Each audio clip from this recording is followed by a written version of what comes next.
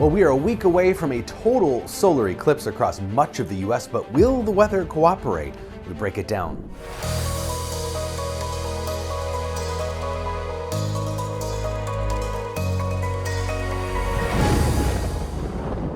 So in case you haven't heard, but I doubt it by now, we have a total solar eclipse going across a good chunk of the US here next Monday, April 8th. And there isn't going to be another one in the United States really until August 2045.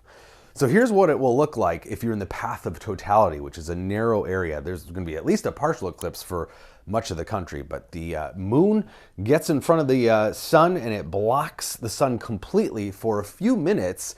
And this is really cool. We have the annular eclipse that went through the southwest last fall. You still have a little ring of light, so it's more of a dimming of the light, but this will totally block out the sun. So it becomes night for a few minutes. Birds stop chirping, clouds start to shrink.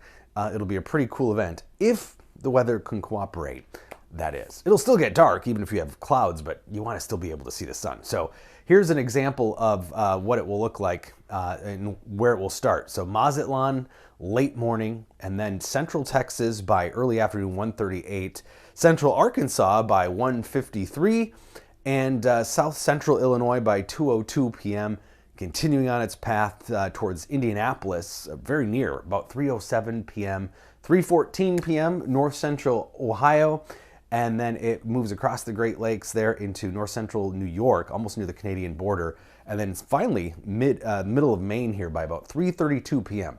But the big question, of course, is what will happen with the weather. We do have a system that'll be coming out of the Rockies and a cold front. That's going to create some clouds and showers from Texas and kind of in a broken line into Illinois and up through Wisconsin. So how much cloud cover does that create and how widespread is the question. So this is the European model. You can see a lot of clouds in Texas and Louisiana, Arkansas, and then those will be tracking east. So 1 p.m. on Monday, April 8th, around the time of that maximum, you can see there are going to be a lot of clouds. So getting to a clear spot is going to be a major strategizing session. Right now, Texas looks to have the most cloud cover, and maybe southern Illinois and Indiana is where we could have some of the clearer skies, but even there, it's not a guarantee and it won't be probably totally clear.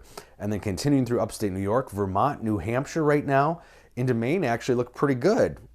Typically the Northeast, you'd expect in early April, could be pretty cloudy. So this is the problem, it's the time of the year. Central and eastern parts of North America in early spring can be very active weather.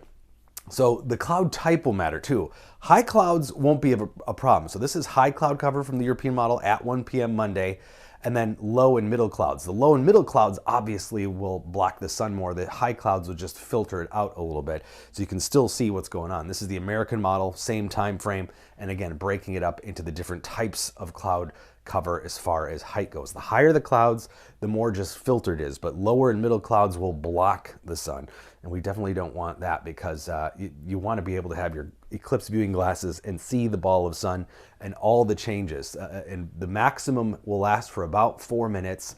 European model looks pretty good for the parts of the Northeast. So Vermont and New Hampshire might be pretty good into central Maine with just a few high clouds perhaps. But again, those are almost irrelevant. So we're going to update you every day this week on the weather, where we have the best chance of clear skies and dry weather for that early afternoon time frame.